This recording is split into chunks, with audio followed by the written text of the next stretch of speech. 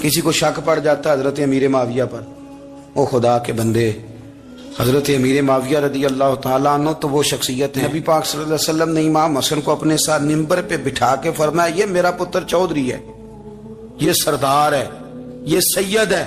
حضور کس طرح؟ فرمایا جب مسلمانوں کی دو جماعتیں لڑیں گی تو یہ صلح کرائے گا۔ تو وہ حضرت امیر معاویہ کی جماعت جس کے ساتھ حضرت امام حسن صلح کرے، تجھے کیوں نہیں قبول؟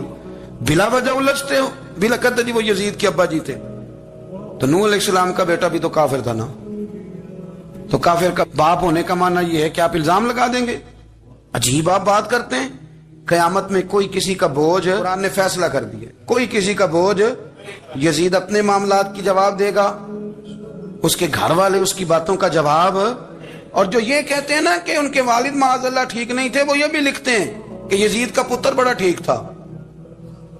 یزید کے بیٹا ہے جس کا نام معاویہ بن یزید ہے، یزید کے بعد لوگوں نے تخت پہ بٹھایا، 40 دن اس نے حکومت کی، اور لوگوں سے کہنے لگا کہ میں اس کرسی کے قابل ہوں، نہ میرا باپ قابل تھا۔ یزید کا پتر فرمایا نہ میں اس قابل ہوں، نہ میرا ابا قابل تھا، میں اس کرسی پہ کیسے بیٹھوں جس کے پایوں میں محبوب کی اولاد کا خون ہو؟ تلاش کر لو کوئی اپنا امیر، 40 دن کے اندر بندہ تلاش کر لو، میں اس قابل نہیں۔ تم یہ تو لکھتے ہو اس کے بیٹے کے بارے میں، یہ کیوں نہیں مانتے کہ حضرت امیر معاویہ کے ساتھ امام حسن نے صلح کی؟ آپ بات کو سمجھیں۔ اور کچھ اتنے بیوقوف ہیں، اتنے نادان ہیں، ان کو کوئی اور بات نہیں ملتی تو کہتے ہیں امام حسین کو آنا نہیں چاہیے تھا، حکومت بن گئی تھی، یزید بیٹھ گیا تھا، معاذ اللہ۔ پتہ ہے حضرت عبداللہ بن زبیر کیا فرماتے تھے؟ فرماتے تھے ہم تو یزید کے خلاف اس وقت نکلے کہ ہمیں یقین ہو، یہ اس بندے کی بات بتا رہا ہوں جسے گٹی میرے نبی پاک نے لعاب دہن سے عطا فرمائی، لعاب دہن سے گٹی دی رسول کریم۔ حضرت ابوبکر صدیق کے سے حضرت زبیر بن عوام جو حضور کی پھپھی کے بیٹے ہیں، ان کے بیٹے حضرت عبداللہ بن زبیر کہتے ہیں ہم تو یزید کے خلاف اس وقت نکلے کہ ہمیں ڈر تھا اگر اب بھی نہ نکلے تو آسمان سے پتھر برسیں گے، کہیں ہمیں سزا نہ ملی۔ اتنا بڑا مجرم اور تم کہتے ہو امام حسین کو نکلنا نہیں چاہیے؟ تو خرابی ہوتی ہے میرے عزیز، خرابی ہوتی۔ آپ کو پتہ ہے میں ان مسائل پر کم بات کرتا ہوں لیکن ضروری بڑا سمجھتا ہوں، میں سمجھتا ہوں یہ ضروری چیزیں۔ مہربانی فرمائیں کسی جگہ بھی کسی ایک کے بارے میں بھی اپنے عقیدے میں کبھی کوئی کمزوری پیدا، کبھی نہ کوئی کمزوری پیدا، اتنی سی بھی بات کسی کی سننا، کسی کی کرنا، جس کا ہمارا منصب ہی نہیں، اور کچھ اور بیوقوف ہیں۔ میں یونیورسٹی میں تھا چند دن پہلے، تو لیکچر کے بعد ایک دوست مجھے کہنے لگے کہ مولوی ایک دوسرے کے پیچھے نماز نہیں پڑھتے۔ میں نے اس کو کچھ پیار کی دلیلیں بھی دی، محبت کی، اس کو کہتے ہیں الزامی جواب ہمارے اصول تفسیر میں۔ میں نے اسے کہا کہ ایک ڈاکٹر سے دوائی لے لیں، دوسرے کے پاس جائیں تو کہتا ہے اسے تو پتہ ہی کوئی نہیں، تم غلط آدمی کے پاس چلے گئے۔ تو اس سے آپ کو ٹینشن نہیں ہوتی؟ یہ روز سیاستدان دھما چوکڑی مچا رہے ہوتے ہیں کہ فلانا چور ہے، فلانا چور ہے، تو اس سے نہیں ٹینشن؟ مولویوں کی ٹینشن ہے تمہیں؟ کہنے لگا جی نہیں، کیوں نہیں نماز پڑھتے؟ میں نے اسے کہا یار، اور وہ مجھے کہنے لگا جی آپ بڑی مثبت بات کرتے ہیں تو اس لیے میں نے آپ سے سوال کیا ہے۔ میں نے کہا یار بڑی سادی سی بات ہے، اگر تیری سمجھ میں آ گئی تو ٹھیک ہے، نہ بھی آئی تو منوانا تو میرے ذمہ ہے بھی نہیں، بتانا میرے ذمہ ہے۔ تو یہ بتا، میں نے کہا تیرے ابا جی کو، تیری اماں کو بندہ کافر کہہ گزرے، کوئی مولوی بہت بڑا شیخ الحدیث ہو، اصول تفسیر پہ، فقہ پہ، حدیث پہ دسترس رکھتا ہو، اور مستحضر علم ہو اس بندے کا، تیرے ابے اور اماں کو کافر کہے تو نماز پڑھتا ہے؟ کہنے لگا نہیں۔ تو میں نے کہا جو میرے نبی پاک کے ماں باپ کو مشرک مانے، اور میں نے کہا اگر تم نے دلیل چاہیے ہوگی تو بندے میں تمہیں دوں گا، اور بائی نیم دوں گا، اور میں ان کی تحریریں تمہیں دوں گا جو مر گئے یہ لکھتے ہوئے کہ چونکہ وہ پہلے چلے گئے تھے، انہوں نے کلمہ نہیں پڑھا، لہذا معاذ اللہ صبح معاذ اللہ دوزخ میں جائیں گے۔ تیرا حوصلہ پڑھتا ہے تو پڑھ نماز، میرا تو نہیں پڑھتا، میں کیسے پڑھوں؟ اور اس قدر کمزور نظریے کا آدمی کہ اپنے قلم سے لکھتا ہے، اپنے قلم سے اپنی کتاب میں لکھتا ہے کہ جس مچھلی کے پیٹ میں حضرت یونس نے کچھ دن گزارے وہ مچھلی جنت میں جائے گی۔ یہ شرم نہیں آتی؟ جس مچھلی کے پیٹ میں یونس چند دن رہے وہ جنت میں جائے گی، اور جس ماں کے پیٹ میں مدینے والے رسول 9 مہینے رہے، یہ حیا نہیں آتی تجھے بات کرتے؟ پھر بھی سمجھ نہ آئے تو ہم سے آ کے عقیدہ سن، ہو درود تجھ پہ بھی آمنا، ہو درود تجھ پہ بھی، تیرے لال پر بھی سلام ہو، تیری گود کتنی عظیم ہے، تیری گود کتنی. یار آپ مجھے دلیل دینا. میں ہماری ساڑی تے باٹی کونی تے سانجی کدے نال ہونی ہے؟ ہمارا کسی سے ذاتی رٹا ہی کوئی نہیں. آپ بات کو سمجھیں. لیکن تجھے کوئی اور چیز لکھنے کو ملی کوئی نہیں. تو نے قلم اٹھایا اور تو تکلیف دیتا ہے نبی پاک کو. تو وصیت والدین کو معاذ اللہ یہ لفظ کہہ کے گزر جاتا ہے. اور ان کے نام دیکھو. آمنہ نام کیا ہے؟ آمنہ. آمنہ نام کافروں جیسا ہے. اور والد کا نام کیا ہے؟ سبحان اللہ. عبداللہ کا معنی ایک کافروں جیسا نام ہے. مت ماری ہے. اور کتابیں لکھی جا رہی ہیں اور سیرت لکھی جا رہی ہے اور دلیلیں دی جا رہی ہیں. لوگوں کو خیال ہی نہیں آتا. عجیب فلسفہ ہے. 4 اقوال ہمارے بزرگوں نے لکھے ہیں نبی پاک کے والدین کے بارے. سب سے پہلے امام سیوطی فرماتے ہیں رسول کریم علیہ السلام نے فرمایا کہ پوری دنیا میں جب کفر رہتا ہے تب بھی 10 لوگ اللہ کی توحید پر ہمیشہ قائم رہتے ہیں. یہ نہیں ہو سکتا کہ ساری دنیا کفر سے بھر جائے. فرماتے ہیں میرے محبوب کے والدین بھی ان 10 لوگوں میں شامل ہیں. حضور کے والدین بھی انہیں. اور دوسرا قول آپ فرماتے ہیں نبی پاک کے والدین زمانہ فطرت پہ تھے. زمانہ فطرت وہ زمانہ ہوتا ہے جس کے اندر نبی نہیں ہوتا. تو لوگ جس دین کو بہتر سمجھتے ہیں اللہ کی توحید کے ساتھ اس پر عمل کرتے ہیں تو ان پر کوئی مواخذہ. اور تیسری بات یہ کہ نبی پاک کے والدین حضرت ابراہیم کی ملت پر تھے. حضرت ابراہیم کے دین پر تھے. اور حضرت ابراہیم کا وہ دین ہے جس کو قرآن کہتا ہے کہ وہی دین ابراہیمی دین محمدی ہے صلی اللہ علیہ وسلم. وہی دین محمدی ہے. اور چوتھی بات اس کو علامہ ذہبی نے لکھا, علامہ خفاجی نے لکھا, قاضی اجاز نے لکھا, محدثین نے لکھا. حدیث کی راوی سیدہ عائشہ صدیقہ رضی اللہ تعالیٰ عنہ کہتی رات کو میں اٹھی تو میں نے نبی پاک صلی اللہ علیہ وسلم کو روتے ہوئے دیکھا. یا رسول اللہ کیا ہوا؟ فرمایا میں نے رب کریم کی بارگاہ میں عرض کی تھی یا اللہ میرے ماں باپ کو زندہ کر دے تاکہ وہ میرا کلمہ پڑھ لیں. ہیں تو وہ پہلے بھی دین فطرت پر انہیں کنتم خیر امت ان کا اعزاز بھی نصیب ہو جائے. تو ہمارے ہاں زیادہ تر لوگ بات اس لیے سیکھتے ہیں کہ میں کوئی کہیں سے مسئلہ سیکھوں گا پھر جا کے اپنی مسجد کے امام کو تنگ کروں گا تو وہاں تو میں یہ سن کے آیا ہوں تو یہاں یہ کام کیوں نہیں ہوتا. میں کوئی بات سیکھوں گا تو پھر میں اس سے بحث کا دروازہ کھولوں گا. علم کا مطلب ہی اپنے آپ کو سنوارنا ہے. معلومات حاصل کرنے کا مطلب یہ کہ آپ کے عمل میں پختگی آئے, آپ کے کردار میں پختگی آئے. آپ نے جو سیکھا ہے آپ اس کے مطابق اپنے آپ کو ڈھالیں. مسلم شریف میں موجود ہے نبی پاک صلی اللہ علیہ وسلم نے دعا مانگی ہے اے اللہ میں اس علم سے تیری پناہ مانگتا ہوں جو علم تو ہو پر نفع والا نہ ہو. جس بندے کے علم نے اسے نفع نہیں دیا وہ کچھ سیکھ نہیں سکا اس سے تو اس کا علم کسی کو کیا نفع دے گا جب خود سے اس نے. اور صوفیہ کرام تو فرماتے ہیں کہ جو لوگ بڑی معلومات حاصل کر لیں بڑی باتیں سیکھ لیں پنچایت میں کسی کو بولنے نہ دیں گھر میں کسی کو بولنے نہ دیں. بہت سارے لوگ تو علماء کو بھی مشورہ دیتے ہیں بڑی باتیں کرے لیکن عمل کے لحاظ سے بندہ زیرو ہو تو اہل دل فرماتے ہیں اس کی صحبت سے بچو. اسے بڑا پتہ ہے بڑی باتیں آتی ہیں بڑی باتیں کرتا ہے لیکن گفتگو کی حد تک تو بہت بڑا ہے, عمل کے معاملے میں صفر ہے. بہت سارے لوگ مسجد کے حجرے میں میٹنگ ہو رہی ہوتی ہے اور وہ لمبی دلیلیں اور مشورے دے رہے ہوتے ہیں. نماز کا ٹائم آ جائے تو اٹھ کے چلے جاتے ہیں, کہتے ہیں میں اپنے محلے دی مسیتیں پڑھنی ہیں. کئیوں کو کام یاد آ جاتا ہے. فرمایا کہ شخص کے پاس معلومات بڑی ہوں لیکن عمل کے معاملے میں بندہ زیرو ہو تو اسے بچنا کیوں؟ اس لیے کہ اگر پڑھا لکھا آدمی بے عمل ہونا تو وہ اپنی بے عملی پر بھی دلیلیں پیش کرتا ہے. وہ کہتا ہے میں یہ کام نہیں کرتا تو یہ میرے پاس دلیل ہے. وہ تو بے عملی کو بھی مزین کر دے گا معاذ اللہ. تو دینی تعلیم ایک تو حاصل اس لیے کریں کہ ہم نے اپنے آپ کو سنوارنا ہے اور دوسرا علم کا شوق طبیعت میں ہو. دیکھیں نا اللہ کے حبیب صلی اللہ علیہ وسلم نے فرمایا ہے کہ جو علم کے رستے پہ چل پڑا وہ جنت کے رستے پہ چل پڑا ہے.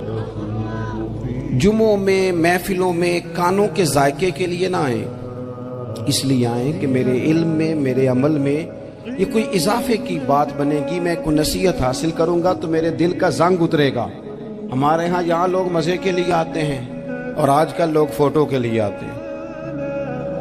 ان دو کاموں سے نکل کر خالص اصلاح کی نیت سے علم کا شوق ہمارے ہاں تیزی سے ایک حرکت کی گئی. علماء کا وقار خراب کیا گیا اور لوگوں کو دینی علوم سے دور کیا گیا. اور اس میں بعض بیچارے واعظین اور خطباء نے بھی کردار ادا کیا جب جعلی پیر کی تعریفیں کھول کے کی اور اسے پتہ نہیں کہاں تک. یہ اسٹیج ہوتے ہیں نا، ان میں کوئی بندہ اچھا لگے بھی تو اس کے لیے دعا کرنی چاہیے، تعریفیں نہیں کرنی چاہیے. تعریفیں اس کا کوئی فائدہ نہیں ہے. اس بندے کو تو دعا کا فائدہ ہے. اگر آپ کو اچھا لگ رہا ہے تو اسے دعا دیں، اس سے زیادہ کچھ نہیں کریں.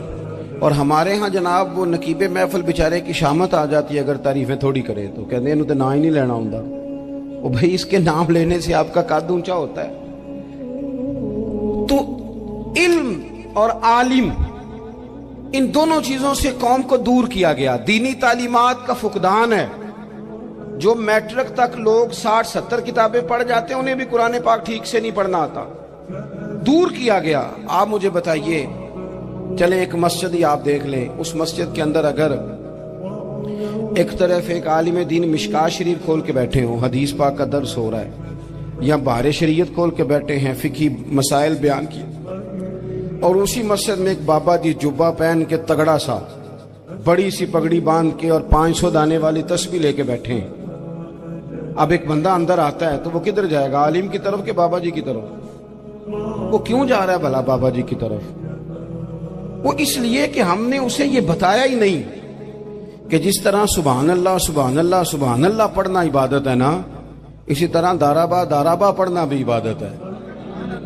اسے ہم نے بتایا نہیں کہ جب تک علم کے رستے میں رہنا بھی عبادت ہے. جب تک اسے یہ سمجھ نہیں نہ آئے گی کہ جس طرح وظائف کی کتاب پڑھنا عبادت ہے اسی طرح مشکاہ شریف پڑھنا بھی عبادت ہے، حدیث بخاری کا درس لینا بھی عبادت ہے، مسلم شریف کی احادیث پر اپنے اساتذہ سے بیٹھ کر دروس پانا بھی عبادت. جب تک یہ پورا مزاج دیکھے نا، نبی پاک صلی اللہ علیہ وسلم نے فرمایا رات کی ایک گھڑی بھر دین سیکھ لینا ساری رات نفل پڑھنے سے بہتر ہے. اب ہمیں سمجھنا چاہیے کہ کتاب پڑھ کے بھی بندہ رب رسول تک پہنچ سکتا ہے. کتاب و سنت رستہ آسان کرتے ہیں، لیکن ہمارے ہاں کیا مزاج دیا گیا ہے؟ بابا جی کے پاس چلو، ضرور جائیں بابا جی اگر نیک ہیں تو منع کوئی نہیں کر رہا، لیکن جو سوچ ہمیں حضور نے دی ہے ہم نے اسی سوچ کے مطابق اپنے معاملات کو ترتیب دینا ہے نا. اب ایک بات میں نے آپ سے پوچھی اور آپ نے کہا قوم ساری بابا جی کی طرف جائے گی. حدیث پاک کس طرح ہے؟ اللہ کے محبوب مسجد شریف میں تشریف لائے، دونوں جانب لوگوں کے حلقے بنے ہوئے ہیں، لوگ بیٹھے ہوئے ہیں. ایک حلقے میں لوگ اللہ کی یاد کر رہے ہیں، ذکر ہو رہا ہے. ایک حلقے میں بیٹھ کے ایک عالم کتاب و سنت کا درس دے رہے ہیں، ایک صحابی اور باقی سن رہے ہیں. خاص توجہ کریں نوجوان میری بات پر. رسول کریم صلی اللہ علیہ وسلم دونوں کے بیچ کھڑے ہو گئے اور کریم نے فرمایا دونوں محفلیں خیر کی ہیں، دونوں ہی حلقے خیر کے ہیں. اور پھر حضور فرمانے لگے مجھے چونکہ رب نے استاد بنا کے بھیجا ہے، میں چونکہ معلم بن کے آیا ہوں، یتلو علیکم آیاتنا ویزکیکم، میں چونکہ کتاب و سنت کی تعلیم کے لیے آیا ہوں. یہ لفظ کہتے کہتے حضور اس جماعت میں بیٹھ گئے جو دین پڑھ اور پڑھا رہی تھی. حضور وہاں بیٹھے جہاں بات دین کی ہو رہی، جہاں لوگوں کو اللہ رسول کی بات بتائی جا رہی. تو جمعے میں وقت پہ آئیں، اپنی دینی معلومات مضبوط کریں اور اپنے لیے مضبوط کریں.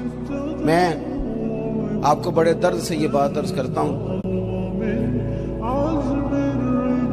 اگر دن میں 100 لوگ مسئلہ پوچھتے ہیں نا شریعت کا، تو ان میں 95 لوگ وہ ہوتے ہیں جو طلاق کا مسئلہ پوچھتے ہیں. والد صاحب نے، بیٹی کے والد صاحب نے 2 مہینے پہلے آرڈر دیا ہوتا ہے فرنیچر کا. بیٹے کی شادی ہو تو مہینہ پہلے شیروانی والے کو بھی کہنا پڑتا ہے، گاڑیاں بک کرانی پڑتی ہیں، میرج ہال بک، یہ سارے لوازمات ہم کرتے ہیں. سارا کچھ کیا، گاڑی سے گھر بسنا ہے، میرج ہال سے بسنا ہے، فرنیچر سے بسنا ہے.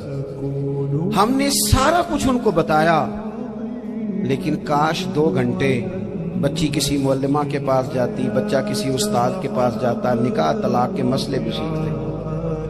میں دعوے سے کہتا ہوں اگر ہمیں پتہ چل جائے کہ 3 طلاقیں اکٹھی نہیں دینی چاہیے، کیونکہ دے دیں تو ہو جاتی ہیں، اگر ہمیں سمجھ آ جائے کہ نہیں دینی چاہیے، یہ مسئلہ بیان ہو، اور یہ والے مسئلے ہم محفلوں میں بھی نہیں بیان کر سکتے، اس لیے کہ لوگ کہیں گے مسئلہ تو وہ بیان کریں گے، اس پہ نعرے لگیں گے، آپ قوم کو یہ کیا بتا رہے ہیں، یہ تو چھوٹا عالم بتاتا ہے معاذ اللہ اس طرح کی باتیں، تو بڑی بڑی کوئی نقطے کی بات بتائیں۔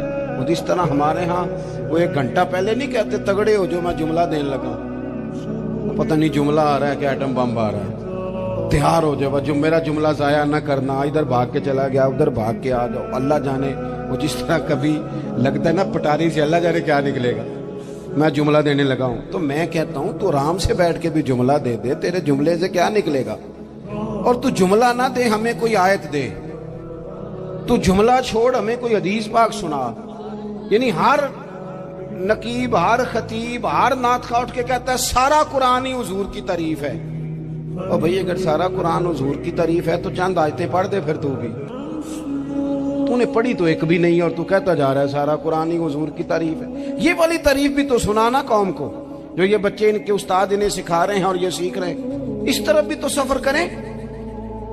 تو میرے عزیز اگر لوگوں کو مسائل کا پتہ چلے تو سینکڑوں گھر بچ جائیں تباہ ہونے سے، بڑے بڑے گھر بچ جائیں، لیکن مسائل نہیں آتے۔ میرے پاس مسئلہ پوچھنے کے لیے کچھ لوگ آ گئے تو 4-5 سال کا بچہ بھی تھا جس کے والد نے غصے میں اپنی بیوی کو 3 طلاقیں دی تھی، چھوٹا سا بچہ، کپڑے بھی پھٹے پرانے، اور حالت بتا رہی تھی کہ غریبی ہے۔ تو جب میں نے مسئلہ بتایا کہ 3 طلاقیں ہو گئی ہیں تو واپس جانے لگے، تو بچہ مجھ سے کہتا ہے دیہاتی آدمی، تو کہنے لگا مولوی صاحب میری اماں تے نانی کہنی اسن پوچھ کے آئی آپ کہ ہن اسی لہدا لہدا ہی رہنا ہے۔ تو اس بچے کی نونہال کی وہ کیفیت دیکھی تو میں رو پڑا، میں نے کہا یار یہ بچہ بیچارہ ماں باپ کے ہوتے ہوئے یہ یتیموں جیسی زندگی گزارے گا کیونکہ باپ نے طلاق دے دی، کس طرح؟ مسائل نہیں بتائے لوگوں کو، تعلیم سے آگاہی نہیں کیا، اور اس میں بہت بڑا ظلم ہے ان لوگوں کا بھی جو جنازے پہ کھڑے ہو کے تو کہہ دیتے ہیں میری طرح کے لوگ، اچھے علماء کی بات نہیں کرتا، وہ کہہ دیتے ہیں دیکھو جن لوگوں کو جنازہ نہیں آتا، بھئی آپ نے کس دن عشاء کے بعد کلاس لگائی تھی جنازہ سکھانے کی، یہ تو آپ نے کہہ دیا لوگوں کو قرآن کی ٹھیک نہیں آتا، تو یہاں تو بیچاری بیبیاں جن کو صحیح پڑھنا نہیں آتا وہ مشن بنا لیتی ہیں کہ میں نے اتنے 100 کو قرآن پاک پڑھانا ہے، بیوہ ہو گئی ہوں، طلاق یافتہ ہو گئی ہوں، ساری زندگی قرآن پڑھاؤں گی۔ ہم کیوں یہ مشن نہیں بناتے، کیوں اس طرف سفر نہیں کرتے؟ ایک تو دینی معلومات میں، دینی علوم میں اپنے آپ کو لگائیں اور ذوق پیدا کریں کہ جو چیزیں مجھے نہیں آتی میں نے وہ سیکھنی ہے، جو معاملات مجھے نہیں آتے میں نے ان کی طرف سفر کرنا ہے۔ ایک تو اپنا یہ مزاج بنائیں، اور جب آپ دینی علوم سیکھتے ہیں تو پتہ ہے کون سا منظر قائم ہوتا ہے؟ منظر وہ بنتا ہے کہ حضرت ابو ہریرہ بھی دین سیکھا کرتے تھے، حضرت عبداللہ ابن عمر بھی اصحاب صفہ میں رہا کرتے تھے، حضرت انس بن مالک بھی رہا کرتے تھے، اور ایسا منظر بنتا ہے کہ حضرت سیدہ خدیجہ الکبریٰ رضی اللہ تعالیٰ عنہ فرماتی ہیں سیدہ فاطمہ حضور کی گود میں بیٹھی ہوتی تھی اور نبی پاک سے باتیں پوچھتی تھی اور حضور انہیں بتا رہے ہوتے تھے، سیدہ عائشہ حضور سے دین کی باتیں پوچھتی۔ چوتھا حصہ ہماری فقہ کے اصول حضرت فاطمہ کی، حضرت عائشہ صدیقہ کی مرویات پر مبنی ہیں۔ اگر ہماری بچیاں چھوڑ دیں ڈائجسٹ پڑھنا، چھوڑ دیں ادھر ادھر کی مووی دیکھنا اور وہ کتاب و سنت پر آ جائیں تو بہت سارے مسائل ایسے ہیں جو الجھنے سے پہلے ہی سلجھے ہوئے ہوں۔ دینی تعلیم کا مزاج اور ذوق۔ اور دوسری آیت کریمہ میں نے تلاوت کی، اللہ کریم نے قرآن مجید میں فرمایا یا ایھا الذین آمنوا قوا انفسکم واہلیکم نارا، اے ایمان والو خود بھی دوزخ کی آگ سے بچو اور اپنے گھر والوں کو بھی بچاؤ۔ او والد، وہ ماں جو بچوں کو بھوک سے بچانے کے لیے محنت کرتی ہے، ان کو مایوسی سے بہت سارے ماں باپ ایسے ہوتے ہیں جن کے پاس کپڑے لینے کے پیسے نہیں ہوتے عید پہ۔ کیوں؟ عزیز بھائی، جس طرح ہم اپنے بچوں کو دیکھیں، بہت سارے ماں باپ کے پاس گنجائش نہیں ہوتی، لیکن اس نیت سے کہ بچوں کے دل ٹوٹ جائیں گے، عید پہ کیسے گزارا کریں گے، مشکل سے بھی کپڑے خرید کے دیتے۔ اس طرح ہم اپنے بچوں کو بھوک سے، پیاس سے، مایوسی سے بچاتے ہیں اس طرح ہمارے رب نے ہمارے ذمے لگایا کہ تم اپنے بچوں کو کوشش کرو دوزخ کی آگ سے بچانے کی۔ حضرت عمر فاروق رضی اللہ تعالیٰ عنہ نے عرض کیا تھا، یا رسول اللہ صلی اللہ تعالیٰ علیہ وسلم، اس آیہ کریمہ کا معنی کیا ہے؟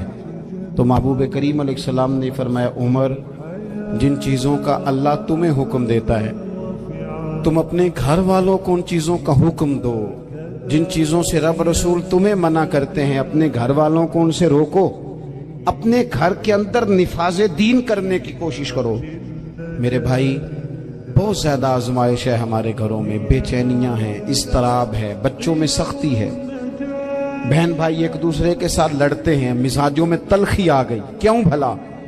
اس لیے کہ ماں باپ کو جو بہترین کردار اور جو حسین طریقہ گھر میں اپنانا چاہیے تھا، بچے تقریر باہر سے سنتے ہیں لیکن وہ فالو اپنے ماں باپ کو کرتے ہیں۔ اگر ماں باپ میں حوصلہ ہو، صبر ہو، اطمینان ہو، خودداری ہو، تھوڑے پر گزارا کرنے کا مزاج ہو، دیکھیں نا آج ڈپریشن ہے، ٹینشن ہے، پینکس اٹیکس ہیں، بڑی ساری چیزیں آ گئی۔ کیوں بھلا؟ صبر نہیں، تحمل نہیں، بردباری نہیں۔ آزمائے ایک دن ایک بچہ میرے پاس آ گیا مدرسے کا، اور آ کے وہ رونے لگا۔ میرے گھر والے کہنے لگے کھانا چھوڑ دیں، پہلے اس کی بات سن لے۔ میں نے کہا پتر کیا ہوا؟ کسی نے مارا ہے کسی استاد نے؟ کہنے لگے نہیں حضرت، گھر فون کیا تھا تو میری اماں اور ابا کی لڑائی ہو رہی ہے۔ بچہ کانپ رہا ہے، ٹانگیں کانپ رہی ہیں۔ میں نے کہا کیا ہو کیا گیا تمہیں پتر؟ لڑائی ہو رہی ہے تو گھروں میں ہو ہی جاتی ہے۔ کہنے لگے نہیں، آپ کو پتہ نہیں، وہ بڑا سخت لڑتے ہیں۔ میرے والد جب میری والدہ کو مارنے کے لیے آگے بڑھتے ہیں تو ہم سارے چارپائیوں کے نیچے چھپ جاتے ہیں، ہمیں خوف آتا ہے، وہ منظر خطرناک ہوتا ہے۔ یہ کون تکلیف دے رہا ہے اپنے بچوں کو؟ یہاں بیٹھے ہمارے ہاں میلوں دور رہتے تھے اس کے گھر والے، تو وہ تکلیف میں تھا، تو گھر میں کیا کیفیت ہوگی؟ اگر حوصلہ ہو، صبر ہو، قناعت ہو، اللہ کے دیے ہوئے تھوڑے رزق پر ہمیں راضی رہنا آتا ہو، ہمارے گھروں میں سکون آئے، اطمینان آئے، ہم جو زندگی بڑی خوشی خوشی گزار سکتے ہیں، ہمارے مزاجوں کا لالچ، ہماری طبیعتوں کی بے راہ روی، ہماری جھوٹی انا کا بت، ان ساری چیزوں کو ختم کر دیتا ہے۔ اپنی زندگی کے اندر اگر ہم وہ کردار اپنے بچوں کو دیں، جس کردار میں موبائل بھی ہو، جس میں گاڑی بھی ہو، جس میں پیسے بھی لا کے ابا دراز میں رکھتا ہو، لیکن والد کا گھر میں مصلی بھی موجود ہو، اس کی کوئی تسبیح بھی ہو، وہ یہ بھی کہتا ہو کہ خدا نے اپنے فضل سے آج 5000 دیا ہے تو اس میں 1000 غریبوں کا بھی ہے، اس میں تھوڑا سا میں نے اللہ کی رضا کے لیے بھی رکھا ہے۔ اگر کوئی مشکل آ جائے تو وہ باپ اور ماں کو صبر کرتا ہوا دیکھتے ہو، اگر ایک باپ کر بات کرے تو دوسرا برداشت کرتا ہو۔ خدا را اپنی اولادوں کو اس اذیت کا شکار نہ کرو۔ اپنے گھروں کے اندر وہ خودداری، وہ پیار، وہ وقار، وہ محبت، وہ انداز۔ آپ تھکے ہوئے ہیں، کوئی شک نہیں، آپ بہت سارے مسائل کا باہر شکار ہوں گے، کوئی شک نہیں، لیکن آپ باہر سے تھک کے آئے ہیں، اور اگر آپ باہر اپنی فیکٹری کے مالک ہیں اور دفتر کے بڑے ہیں تو گھر میں بھی تو آپ بڑے ہیں نا۔ آپ کی ماں بھی تو انتظار کر رہی ہے، اس نے بھی تو دکھڑا سنانا ہے نا آپ کو۔ آپ یہ دیکھیے کہ آپ کے بچے بھی تو انتظار کر رہے ہیں، وہ چاہتے ہیں کہ ابا آ کے بیٹھیں تو ہم ان کے سینے پہ چڑھ کے تھوڑا کھیلیں۔ آپ کی اہلیہ منتظر ہیں۔ کچھ باتیں بیوی کسی اور سے نہیں کہہ سکتی، صرف اپنے شوہر سے کہتی ہے، لیکن وہ تو آتے ہی جلال میں آ گئے صاحب، وہ کہنے لگے تو بڑی نالائق ہے، میں تھکا ماندہ آیا ہوں اور تو نے مجھے کہانی سنا دی ہے۔ وہ اس خاتون سے شدت کے ساتھ پیش آنے لگے۔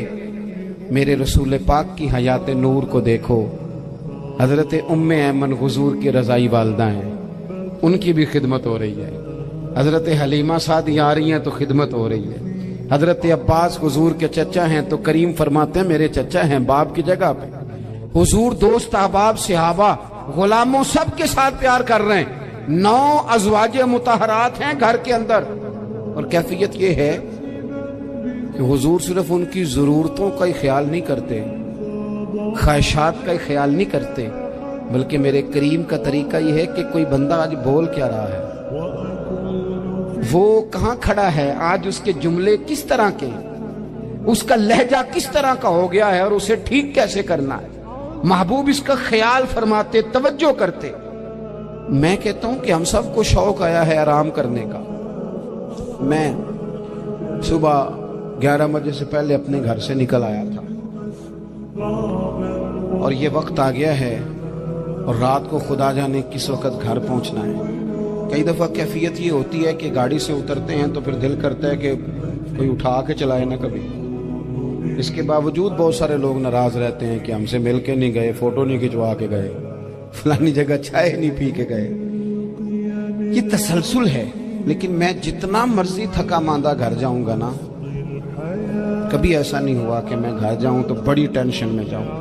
میری گھر والی ایک دن مجھ سے کہنے لگی, آپ نے کبھی نہیں کہا کہ میں تھکا ہوا ہے. بندہ تھک بھی تو جاتا ہی ہے, کبھی کہاں کرے نا. میں نے اسے کہا پتہ کیوں نہیں کہتا, اس لیے نہیں کہتا کہ میں نہیں چاہتا کہ میرے بچے یہ کہیں کہ ہم نے دین نہیں پڑھنا, ہمارا باپ تو بڑی مشکل میں ہے. حضرت عمر جب نعرہ لگاتے نا تو کیسے کس طرح کانپتے. سفیر آتے روم کے ملنے کے لیے تو کہتے جاؤ عمر نفل پڑھ رہے ہیں, ٹائم کوئی نہیں. ایک دن اندر میٹنگ ہو رہی تھی, حضرت عمر میٹنگ میں بیٹھے تھے. آپ کے بیٹے ملنے آئے عبداللہ ابن عمر. ابا جی اندر آ جاؤ. فرمایا دروازے پہ کھڑا ہو, میں ضروری بات کر رہا ہوں, اندر نہ آنا. جناب عبداللہ ابن عمر کہتے ہیں میں دروازے پہ کھڑا ہو گیا. تھوڑی دیر گزری تو امام حسین بھی آ گئے. ایک حدیث میں, ایک روایت میں امام حسن کا لفظ بھی ہے. امام حسین آئے, آ کے عبداللہ ابن عمر سے کہنے لگے عمر فاروق اندر ہے؟ تو کہا وہ اندر تو ہے. تو کہا آپ کیوں دروازے پہ کھڑے؟ کہنے لگے ابا جی نے کہا ہے یہاں انتظار کرو, میں کوئی ضروری بات کر رہا ہوں. لیکن شہزادے میرے لیے کہا ہے, میرے لیے, آپ جانا چاہے تو چلے جائے. امام حسین کہنے لگے امیر المومنین کوئی بات کر رہے ہوں گے, میں ظہر کے وقت مسجد میں مل لوں گا. ظہر کا ٹائم آئے گا نا تو میں مسجد میں مل لوں گا. یہ کہہ کے چلے گئے. حضرت عمر باہر آئے. حضرت عبداللہ ابن عمر سے کہا کہ کوئی آیا تو نہیں؟ عرض کی حضور حسین ابن علی آئے. حسین ابن علی. تو کہا اندر کیوں نہیں بھیجا؟ کہا میں نے کہا تھا بے شک چلے جائیں, لیکن وہ کہہ رہے تھے کہ میں ظہر کے وقت مسجد میں مل لوں گا. تو سیدنا عمر فاروق فرمانے لگے عبداللہ تجھے تیری مار ہوئے, حسین کو کیوں واپس بھیجا؟ پھر عمر دنیا داروں کے سامنے ڈٹنا, کھڑا ہونا عمر پہ ختم ہے. لیکن جو اندر کی بات ہے نا, روح کی, جو عقیدت کی بات ہے, جو وفا کا رشتہ ہے, اس کو کون سمجھے؟ یہ جو روح کی مجبوریاں ہیں, یہ جو وفا کی مجبوریاں ہیں, اسے لوگ کیا سمجھیں؟ انہیں کیا پتا کہ مرشد کے بیٹے کے پیر چومنے میں حسن کیا ہوتا ہے. انہیں کیا پتا کہ جب استاد کا بیٹا گھر میں آتا ہے تو دل کرتا ہے مکان بیچ کے اسے دے دیں, اس کے باپ کی نیکیاں بڑی ہیں. جناب عمر فاروق دوڑے گئے, امام حسین کے دروازے پہ دستک دی. امام حسین باہر رکھا, شہزادے یار ملنے آئے تھے, بغیر ملے کیوں آ گئے؟ عرض کی کہ آپ مصروف تھے, آپ کے اپنے بیٹے بھی دروازے پہ کھڑے تھے, تو میں واپس آ گیا. امام حسین کہتے ہیں عمر جذبات میں آ گئے, سر سے پگڑی گر گئی. کہنے لگے حسین میرے بیٹے کا اور حسین کا کیا مقابلہ؟ کیا اس کی ماں کا نام فاطمہ الزہرا ہے؟ کیا اس کی نانی کا نام خدیجۃ الکبریٰ ہے؟ کیا اس کے نانے کا نام محمد مصطفیٰ ہے؟ اور پھر سر سے پکڑی اتری تھی, اپنے بال زور سے پکڑ لیے. کہنے لگے حسین میں نا مکے میں اونٹ چرایا کرتا تھا اور ڈنڈوں سے مار کھاتا تھا اپنے باپ سے. یہ جو آج ساری دنیا میں عمر کے نعرے لگتے ہیں, یہ تیرے نانے کا صدقہ ہے. شہزادے میری وفا اور میری وفا میں جب تیرا دل کرے نا دوڑ کے آ جایا کر. عمر تو نو. ایک دن امام حسین نے آ کے نا جناب فاروق اعظم سے کہا, خطبہ دے رہے تھے بچوں کی تبھی شروع میں, پتہ نہیں کیا بات آئی امام حسین کے دل میں. کہنے لگے عمر نیچے اترو, یہ میرے نانا کا ممبر ہے. تو حضرت سیدنا عمر سنو, کبھی میرا بھی بچہ آ جائے تو میں کہتا ہوں اس کو پکڑو یار, بچوں کو تو نہیں نا جمعوں میں مطلب ذکر کیا جاتا, اترنا میرے نانے کا ممبر ہے. جناب عمر اتر کے نیچے کھڑے ہو گئے. تو کہا جا کے اپنے نانے کے ممبر پہ بیٹھ. تو حضرت عمر رو پڑے, کہنے لگے شہزادے میرے نانے کا ممبر ہی کوئی نہیں ہے ہی نہیں. یہ ممبر, یہ مصلی, یہ تیرے نانے کی شان ہے. मेरे नाने का कोई मिंबर नहीं, तेरे ही नाने का मिंबर है। थोड़ी देर खड़े रहे तो इमाम हुसैन कहने लगे, अच्छा कोई नहीं आपके नाने का मिंबर का नहीं का, चलो फिर मेरे नाने के मिंबर पे बैठ जाओ, चलो खैर है। कोई नहीं आपके नाने का, क्या नहीं, तो कहा कोई नहीं फिर मेरे नाने के। जब हजरत उमर बैठे तो बड़ा शानदार जुमला कहा, फरमाने लगे मैं मिंबर पर मर्जी से नहीं बैठा था, मुझे अबू बकर ने बिठाया था, और फिर हुसैन के कहने पे मैं उतरा हूं, अब मुझे हुसैन ने बिठाया है। अब किसी की जुर्रत है तो उमर को उतार के दिखाए, अब मैं हुसैन का तेरी नस्ल पाक में। यार कितनी बेशर्मी की बात है, लोग इमाम हुसैन को बागी कहे। वो हजरत इमाम आजम एक बाग में बैठे थे, शागिर्द साथ थे, तो किताबें बिखरी हुई थी, कुछ लिखा जा रहा था, बिखरी हुई थी किताबें। इमाम मोहम्मद भी बैठे थे, इमाम अबू यूसुफ, कई और शागिर्द बैठे थे। तो जब लिखते हैं ना ये लोग तो हवालों की तलाश होती है, किताबें बिखरी हैं, सफ़े बिखरे। बच्चे गेंद के साथ खेल रहे थे तो गेंद अचानक बाग में आई, तो एक छोटा सा बच्चा गेंद लेने आया तो इमाम आजम उठ के खड़े हो गए। वो बच्चा गेंद लेके चला गया, किताबें सारी फिर बिखर गईं, जो गोद में रखी हुई थी वो भी नीचे गिर गईं, कुछ सफ़े भी गिर गए। थोड़ी देर के बाद वो बच्चा चला गया, इमाम साहब बैठ गए, फिर आया, गेंद गिरी आके बाग में, तो फिर बच्चा लेने आया, वही बच्चा। इमाम साहब फिर खड़े हो, वो कई बार आया, जितनी बार आया खड़े हो गए। कई लोग सब्र नहीं कर पाते, जल्दबाज होते हैं आजकल के शागिर्दों की तरह। तो एक शागिर्द बोल पड़े, कहने लगे हुजूर वो तो बच्चा है, 100 दफा आएगा। अब 100 दफा खड़े होंगे। फरमाया तू 100 की बात करता है, ये 1000 दफा भी आया तो मैं खड़ा हूँ। कहा हुजूर बच्चा है, आप क्यों खड़े हो गए? फरमाने लगे मामूली बच्चा नहीं, मेरे उस्ताद का पोता है, तो जिसने मुझे अल्लाह रसूल का नाम बताया उसका पोता है, तो मैं खड़ा ना हूं। अगर उस्ताद के पोते का जब अदब है तो बताओ मोहम्मद अरबी के नवासों का क्या अदब है? रसूलुल्लाह सल्लल्लाहु अलैहि वसल्लम। लोग समझते हैं हम कायल नहीं है वो वाली शहादत बयान करने के जिसमें कहते हैं हाय हुसैन तो सकीना तो जैनब। हमारे बुजुर्गों ने हमें ये सबक, हमारे बुजुर्गों ने हमें बताया कि इमाम हुसैन की शहादत इस तरह बयान करो कि नौजवानों में जज्बा जिहाद पैदा हो, औरतें सब्र का पहाड़ बन जाए, इस तरह शहादत हम वो वाली। लेकिन एक बात जरूर ज़हन में रखें, ये जो लोग कहते हैं ना बड़े मजलूम थे, पानी नहीं आ सका, मेरे से हवाला देखे जिसने देखना है, मेरे से हवाला देखे, मेरे से। हजरत इमाम हुसैन मैदान करबला में थे तो थोड़ी सी जगह खोद के ना इमाम हुसैन ने तो खंदक खोदी। खंदक खोदना अरब का रिवाज था, मदीने में भी खंदक खोदी गई, उसका नाम ही जंगे खंदक। तो खंदक खोद के ना आग जलाई जाती थी, ये हिफाजत का एक जरिया था ताकि दुश्मन ना आए। तो इमाम हुसैन ने अपने खेमे के सामने खंदक खोद के उसमें आग जलाई ताकि पर्दा रहे, औरतों के पास को दुश्मन ना आए। तो एक शख्स सामने खड़ा होकर कहने लगा हुसैन तूने दुनिया में ही आग जला ली है। माज़अल्लाह सुम्मा माज़अल्लाह, कहने लगा आगे तो आग मिलेगी, यहां जला ली है। तो इमाम हुसैन कहने लगे मैं हुक्म देता हूं आग को कि तुझे अभी पकड़ ले। लोग कहते हैं मजलूम थे, मैं हुक्म देता हूं आग को तुझे अभी पकड़ ले। ये लफ्ज इमाम हुसैन ने कहे। मैं 3 किताबें तो मेरी लाइब्रेरी में अभी हैं जिनमें हवाला है, 3 कुतब से, और आज कल परसों की किताब नहीं, सैकड़ों साल पुरानी। जब कहा ना मैं हुक्म देता हूं तो वो आदमी घोड़े से नीचे गिरा, घोड़े से नीचे गिरा, और घोड़े की रिकाब के अंदर उसका पैर उलझा। घोड़ा डर के इतना दौड़ा कि जाके उस आदमी को आग में फेंक दिया। इमाम हुसैन के सामने जल के मर गया। ये हुसैन इब्ने अली है, ये अभी हुक्म देते तो फरिश्ते अभी आ जाते, ये अभी बात करते तो सारी दुनिया की फौजें अभी इकट्ठी हो जाती, ये अभी हुक्म देते तो अभी आ जाते। और सुनो, अगर जनाब इस्माइल के लिए दुम्बा आ सकता है तो वो तो हजरत इब्राहिम के बेटे थे, और ये तो मुस्तफा की औलाद है, इनके लिए क्या कुछ नहीं हो सकता।